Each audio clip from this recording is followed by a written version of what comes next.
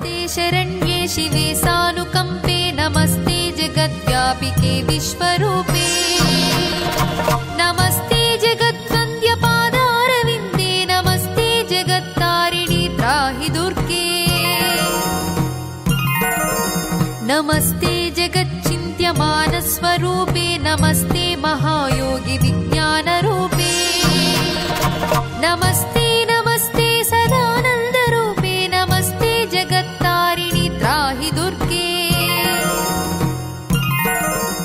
ఈ శరత్కాలంలో వచ్చేటటువంటి నవరాత్రుల్లో ప్రత్యేకించి దుర్గా సప్తశతిని పారాయణ చేస్తారు. అందుకే దుర్గా సప్తశతి పారాయణం దగ్గరికి వచ్చేటప్పటికీ ఒక విచిత్రమైన లక్షణం చెప్తారు. సప్తశతి శాపం పోవడానికి ఏ మంత్రములను ముందు చదవాలో అవి చదివి సప్తశతి పారాయణం పైకి చేస్తారు, పైకి చదువుతారు. ఎందుచేత అంటే సప్తశతి మీకు తెలియచ్చు తెలియకపోవచ్చు, కానీ సప్తశతిలో ఉండేటటువంటి శ్లోకములను విన్నంత మాత్రం చేత ఆ అనుగ్రహం కలుగుతుంది. అందుకే దుర్గా సప్తశతి చదివే ముందు అర్గళా స్తోత్రం చదువుతారు. అర్గళ అన్న మాటకు అర్థం ఏమిటంటే గడియ అని. ఇంటికి తలుపులకి అడ్డంగా ఒక దూలం పెట్టేవారు పూర్వం. గడియ అని తలుపుకున్నటువంటి వాసమ్మేకుకే ఒక కొయ్య ముక్క అడ్డు ఉండి దాన్ని తిప్పి యువతల తలుపుకి ఉన్నటువంటి భుజం లాంటి దాంట్లోకి అమర్చేవారు. అది లోపల నుంచి బయట నుంచి తలుపు తోసినా ఇంకా తెరుచుకోదు. అలా కాకుండా రెండు వైపులా కూడా ఇలా చేతులు ఇలా పెట్టినట్టుగా ఇనుముతో అమరిక ఉంచేవారు. రాత్రి నిద్రపోయే ముందు లోపల ఆ రెండిటిలోనూ కూడా కలిపి ఒక పొడుగాటి దారు ఒక కొయ్య మొక్క ఉంచేవారు. బయట నుంచి తలుపులు తోసినా ఇక తలుపులు తెరుచుకోకుండా ఆ దారు రూపం అడ్డుపడుతుంది. ఏది అడ్డుపడడం వల్ల ఇంతకాలం నీలోకి భగవదనుగ్రహం ప్రవేశించలేకపోయిందో అలా అడ్డుపడుతున్నటువంటి పాపాన్ని తొలగించి భగవదనుగ్రహాన్ని మీలోకి ప్రవేశపెట్టడానికి ఉపకరించగలిగినటువంటి స్తోత్రం ఏది ఉన్నదో ఆ స్తోత్రమునకే అర్గళా స్తోత్రం అని పేరు. అర్గళా స్తోత్రాన్ని ప్రార్థనా స్తోత్రంగా చదివి తర్వాత దుర్గా సప్తశతి పారాయణం చేస్తుంటారు. ఆ దుర్గా సప్తశతి పారాయణం చేయడం, దుర్గా సప్తశతితోటి చండీ హోమం చేయడం, ఆ హోమంలో అమ్మవారికి హవిస్సునివ్వడం, ఆ హవిస్సు పొందినటువంటి తల్లి మన పట్ల అనుగ్రహాన్ని వర్షిస్తుంది. అందుకే చండీ పరదేవత అన్న పేరుతో హవిస్సులు ఇస్తాం. ఆవిడెవరో కాదు, మీరు దుర్గా సప్తశతి చదివితే అందులో అర్థమవుతుంది.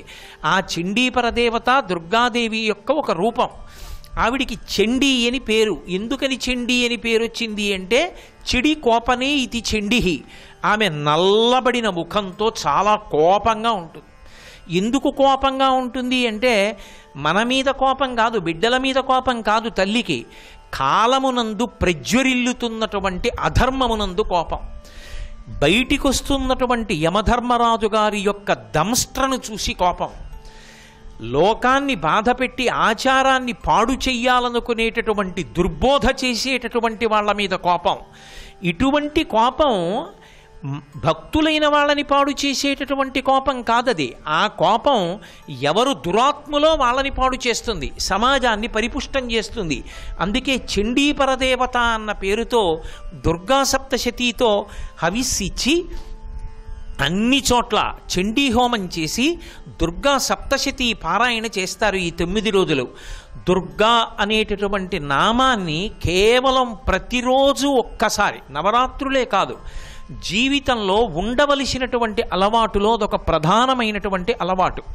అసలు మనుష్య జన్మ అంత గొప్ప జన్మ ఇంకొకటి ఉండదు. మనుష్య జన్మ అన్న మాటకు అర్థం ఏమిటి? జీవుడు అనేకమైన శరీరాల్లోకి వెళ్ళిపోతూ ఉంటాడు, కానీ మనుష్య శరీరంలోకి జీవుడు రావడాన్ని మనుష్య జన్మ అంటారు. ఇందులోకి వస్తే ఏమవుతుంది? ఈ ఒక్క ఉపకరణంలో ఉంటే కొన్ని చెయ్యగలడు. శారదా నవరాత్రులు ఎందుకు చెయ్యాలో తెలుసుకుంటాడు, దుర్గా సప్తశతి ఎందుకు చదవాలో తెలుసుకుంటాడు, దుర్గా అన్న నామాన్ని ఎందుకు ఉచ్చరించాలో తెలుసుకుంటాడు. ఇది ఈ ప్రబోధం మిగిలిన ప్రాణులకు చేస్తే ఉపయోగం ఏముంటుంది? అది చండీ హోమం చేస్తుందా? అది ఒక్క పువ్వు అమ్మవారి దగ్గరికి తీసుకురాగలదా? చేసే ప్రవచనాన్ని వినగలదా? వినలేదు. వినడానికి అనుష్ఠించడానికి యోగ్యమైనటువంటి ఉపాధి ఒక్క మనుష్య ఉపాధి. ఈ ఉపాధికి మాత్రమే ఒక శక్తి ఉంది, మిగిలిన ఏ ఉపాధులకు లేదు. ఏ ఉపాధులకు లేదు అన్న మాట మీరు ఒకటి హద్దు ఎంతవరకు పెడుతుంది అంటే దేవతలకు కూడా లేదు. దీనికి ఉన్న అధికారం, ఈ ఉపాధికి ఉన్న అధికారం దేవతల యొక్క ఉపాధులకు లేదు. మనుష్యుడు పుణ్యకర్మ చెయ్యొచ్చు, పాపకర్మ చెయ్యొచ్చు. కర్మ చెయ్యడానికి యోగ్యమైన శరీరము ఇదొక్కటే. మిగిలిన ఏ శరీరము కూడా ఇక పుణ్యకర్మ చెయ్యడం అన్నది చెయ్యలేదు. పుణ్యకర్మ మాట దేవుడెరుగు, భగవన్నామమును పలకలేదు. దుర్గా అన్న నామాన్ని పలుకు, ఇంత గొప్పది. ఇప్పుడు మనుష్య ఉపాధి ఇంత గొప్పదైనప్పటికీ ఇది స్వర్గానికి వెళ్ళగలదు. గొప్ప పుణ్యం చేసి స్వర్గలోకానికి వెళ్ళి దేవతగా కూర్చుంటాడు. 100 యజ్ఞములు చేసిన వాడు ఇంద్ర పదవిని అలంకరిస్తాడు. అసలు అనేకమైనటువంటి పుణ్యకర్మలను కేవలము చిత్తశుద్ధి కొరకు చేసినటువంటి వాడు ఏ ప్రయోజనాన్ని ఆశించకుండా, ఈ పుణ్యకర్మ వలన నాకు ఈ ప్రయోజనం కలగాలని కోరకుండా, నాకు ఈ సుఖం రావాలని అడగకుండా, ఎందుకు చేస్తున్నావు ఈ పుణ్యం అంటే నా చిత్తశుద్ధి కొరకు, ఎందుకు అనుభవిస్తున్నావు దుఃఖాన్నంటే దుఃఖాన్ని అనుభవించి పాపాన్ని పోగొట్టుకొనుట కొరకు. ఇప్పుడు ఈ రెండూ చేస్తూ పోతే, చిత్తశుద్ధి కలిగి పాపం పోతే జ్ఞానమును పొందడానికి అధికారం వస్తుంది. ఇప్పుడు జ్ఞానమును పొందితే అది మోక్షమునకు కారణమవుతుంది. జ్ఞానము వినా మోక్షమునకు కారణము లేదు. జ్ఞానమే పొందాలి. ఆ జ్ఞానమునకు చిత్తశుద్ధి కలగాలి. చిత్తశుద్ధి కలగాలంటే కర్మాచరణ చెయ్యాలి. ఆ పుణ్యకర్మాచరణ చెయ్యగలిగినటువంటి ఉపాధి మనుష్య ఉపాధి ఒక్కటే. అందుకే మనుష్యుని కన్నా గొప్పవాడు లేడు లోకంలో. అందుకు శంకర భగవత్పాదులు అసలు జంతువునాం నరజన్మ దుర్లభం, అసలు నరుడి జన్మ లాంటి జన్మ ఇక దొరకదురా, దీన్ని జాగ్రత్త చేసుకో. నువ్వు దీని గురించి సరిగ్గా ఆలోచించుకోకపోతే నళినీదళగత జలమతి తరళం తత్వజీవితమతి చయ చపలం విద్ధిర్వ్యాద్యభిమానగ్రస్తం లోకం శోకచ హంత సమస్తం అని శంకర భగవత్పాదులు బాధపడి తెగిడారు అంటే అది ఆయన ఆర్తి. అరే తామరాకు మీద నీటి బొట్టు లాంటిదిరా ఆయుర్దాయం, ఎంతకాలం ఈ ఉపాధిలో ఉంటావో తెలియదు. ఉన్న కాలంలో ఈ ఉపాధితో నువ్వు భగవన్నామాన్ని పలకకపోతే, పుణ్యకర్మాచరణం చెయ్యకపోతే, చిత్తశుద్ధి పొందకపోతే ఈ శరీరం పడిపోయిన తరువాత నీకు కర్మాధికారం దేనికి లేదు. ఇంకా ఇంత గొప్పదైన ఈ మనుష్య శరీరంతో పాటే అది కూడా వచ్చేస్తుంది సహజంగా. ఉపాసనాకాలమైనటువంటి దక్షిణాయనంలో వీడు మనసు భక్తితో ఉన్నదా లేదా, అన్యమైన కోరికలతో ఉన్నాడా, భగవంతుడికి మీరిచ్చేటటువంటి పదార్థములతో సంబంధము లేదో బాగా గుర్తుపెట్టుకోండి. మీరేమిచ్చారన్న దాన్ని ఈశ్వరుడు లెక్కలోకి తీసుకోడు. అసలు ఎందుకు తీసుకోడు? అది ఆయన ఇచ్చింది, అది ఎంగిలి. ఆయనకి ఇస్తున్నావు, నీ సొంతమే ఉంది ఇవ్వడానికి, ఏమీ లేదు. అన్ని వేళలా గుణం అలాగే ఉంటుంది. గుణంలో మార్పు రాదు. ఆ గుణం పట్టుకోకూడని దాన్ని పట్టుకుంటే దుర్గుణం, పట్టుకోవలసిన దాన్ని పట్టుకుంటే సద్గుణం. ఈ మార్పు ఎక్కడి నుంచి వస్తుంది అంటే దుర్గానామంలోంచి వస్తుంది. రోజు దుర్గా దుర్గా దుర్గా అని ఎవరంటాడో వాడు వాసన గెలవగలడు. వాసనా బలాన్ని గెలిచి వాడు సద్గతుల వైపుకి ప్రయాణం చేస్తాడు. దుర్గతి ఉంది, దుర్గతిని పోగొడుతుంది, సద్గతి వైపుకి నడిపిస్తుంది. అందుకే దుర్గతిం గమయతి దురయతి సా దుర్గా. దుర్గతులకు దూరం చేసి సద్గతులకు దగ్గర చెయ్యగలిగినటువంటి తల్లి ఎవరున్నదో ఆ తల్లి పేరు దుర్గా. అంటే ఆమె కారుణ్యమూర్తి.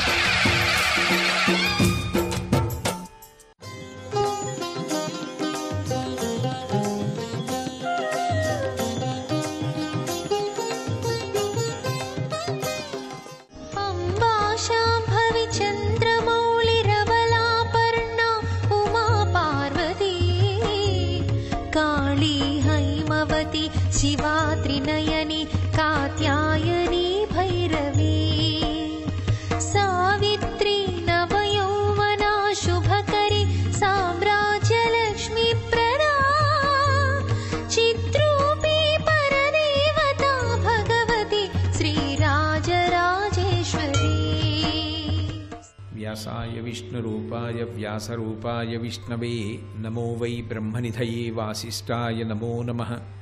కూజంతం రామ రామీతి మధురం మధురాక్షరం ఆరుహ్య కవితాశాఖాం వందే వాల్మీకికోకిలం.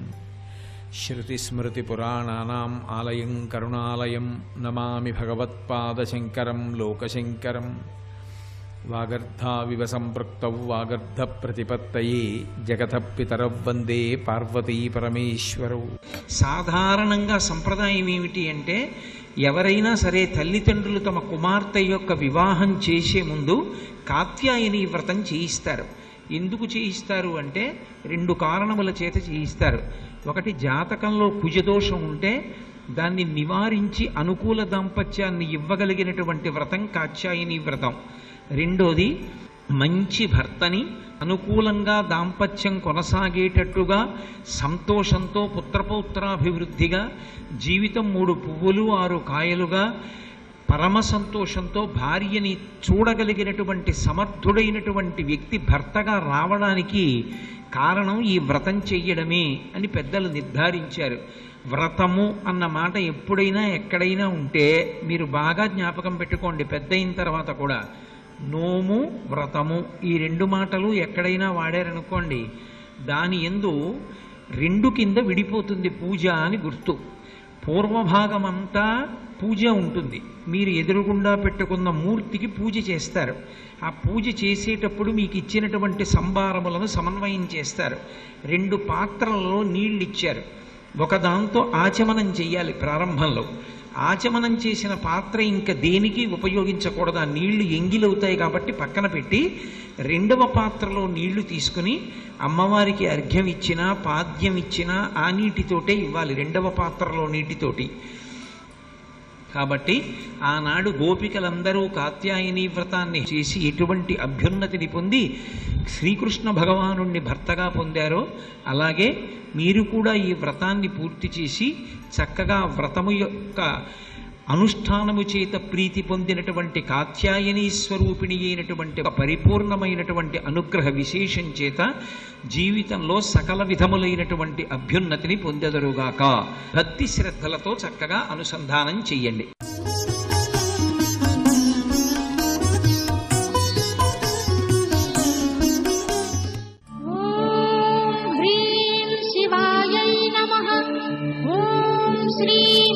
విద్యాయై నమః. ఓం శ్రీమన్మకుటమండితాయై నమః. ఓం కళ్యాణ్యై నమః. ఓం కమలారాధ్యాయై నమః. ఓం కరుణాసాగరాయై నమః. ఓం కలిప్రభృతి సంసేవ్యాయై నమః. ఓం కమలాసన సంస్కృతాయై నమః. అంబికాయై నమః. ఓం అనేక సౌభాగ్యదాత్ర్యై నమః. ఓం ఆనంద విగ్రహాయై నమః. ఓం ఈశనత్రయ నిర్ముక్తాయై నమః. ఓం హృత్సరోరుహవాసిన్యై నమః. ఓం ఆద్యంతరహితాయై నమః. ఓం అనేక కోటి భాస్కర వల్లభాయై నమః. ఓం ఈశ్వరోత్సంగ నిలయాయై నమః. ఓం ఈతి బాధా వినాశిన్యై నమః. ఓం ఇందిరాపతి సంసేవ్యాయై నమః. ఓం ఈశ్వరార్థ శరీరిణ్యై నమః. ఓం లక్ష్యార్థ రూపాయై నమః. ఓం లక్ష్మీశ బ్రహ్మేశామర పూజితాయై నమః. ఓం ఉత్పత్త్యాది వినిర్ముక్తాయై నమః. ఓం హ్రీం విద్యా ప్రతిపాదిన్యై నమః. ఓం ఊర్ధ్వలోక ప్రదాయిన్యై నమః. ఓం హాని వృద్ధి వివర్జితాయై నమః. ఓం సర్వేశ్వర్యై నమః. ఓం సర్వలభ్యాయై నమః. ఓం గురుమూర్తి స్వరూపిణ్యై నమః.